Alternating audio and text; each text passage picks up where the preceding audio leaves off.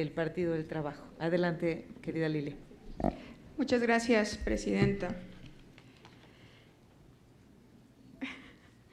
Primero, disculparán ustedes, bueno, bienvenidos sea el gobernador del Banco de México, el señor Agustín Carstens, y el titular de la Comisión Nacional Bancaria de Valores.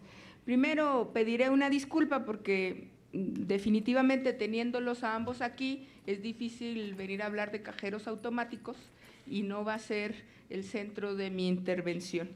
Yo, sin embargo, sí aprovecharé este tiempo para hablar un poco de política monetaria y de lo que está haciendo el Banco de México y la Comisión frente a lo que se presume en los precriterios presentados hace unos días en esta Cámara de Diputados. Se puede ver como el preámbulo para una crisis económica en este país. Como ya lo anunció el mismo gobernador del Banco de México, la pérdida del valor del peso frente al dólar presiona la inflación y presionará la inflación durante el resto del año. Ello, compañeros diputados, compañeras diputados, exacerba la incertidumbre provocada por el escenario de alza de tasas de interés de la Reserva Federal de Estados Unidos que se aplicará en los siguientes meses. La política monetaria de México se endurece si la inflación doméstica se incrementa. Al mismo tiempo, se tiene un posible incremento en las tasas de interés internacionales, lo cual no sabemos cómo afectará las tasas de interés domésticas, lo que en su conjunto podría afectar la inversión privada y con ello al de por sí vapuleado crecimiento económico de México. La realidad es que desde aquí, desde fuera del Banco de México y de la Comisión Nacional Bancaria y de Valores, la conducción de la política monetaria pareciera no ha sido el factor determinante para contener la inflación en México ni para generar crecimiento. En realidad, la baja presión en el sistema de precios es atribuible a que los salarios siguen siendo el mecanismo de control de la inflación y ello incide en una baja demanda agregada y por lo tanto en el control de precios.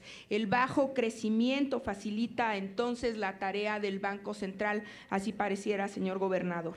Este problema surge porque el Banco de México solamente tiene una meta de inflación y no un compromiso con el crecimiento económico. En este sentido, mantener una política de control de salarios facilita el de la inflación, pero inhibe el crecimiento. Una política monetaria integral debería estar acompañada del objetivo de generar crecimiento económico sin presiones inflacionarias y ello implicaría contribuir con el crecimiento de la productividad y así solventar uno de los pendientes más grandes de México, que es elevar la tasa de crecimiento del PIB.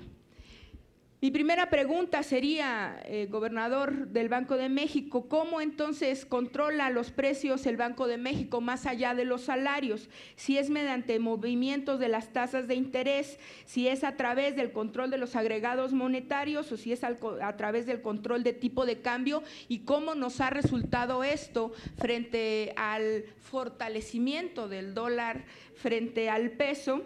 Y si este esquema ha resultado o resulta mejor del control salarial. Yo cerraré con una serie de preguntas que entiendo que probablemente ustedes no podrán resolver en este espacio de respuestas y que a mí me gustaría mucho nos pudieran resolver por escrito si nos hicieran el favor a la oficina de su servidor. Lo primero, y reiteraré la pregunta de la diputada Sanjuana, es ¿qué se está haciendo en esta reforma financiera para la protección de los derechos de los usuarios del servicio financiero? Tenemos este caso icónico de abuso de estas cajas de ahorros que en realidad pareciera que hay una bolita que se echa la culpa por ahí entre la CONDUCEF, la Comisión Nacional Bancaria y de Valores, pero no sabemos cuáles son las verdaderas medidas de inclusión financiera y de protección de estos usuarios, sobre todo los que no utilizan bancos, sino que utilizan este tipo de organismos.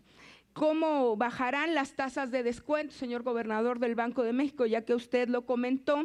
Y cuando usted dice que se ha logrado que no se cobren altos costos por el retiro, ¿cómo se ha logrado esto? Porque pareciera para los usuarios de la banca que no se ha logrado efectivamente. Pero de manera más general, a mí me gustaría saber si el gobierno actúa de manera responsable y preventiva. ¿Cuál es la razón económica del mayor endeudamiento público ante el débil escenario económico nacional e internacional y la potencial alza en las tasas de interés?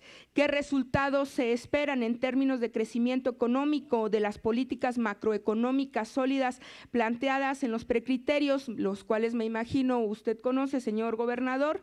¿Y qué se planteará para pasar la estabilidad macroeconómica con estancamiento al crecimiento y desarrollo de la economía? Muchas gracias por su atención y una disculpa por el uso del tiempo excesivo. Muchas gracias a la compañera Lilia Aguilar Gil del Partido del Trabajo, y ahora otorgamos el uso de la palabra al diputado Juan Ignacio Samperio Montalvo.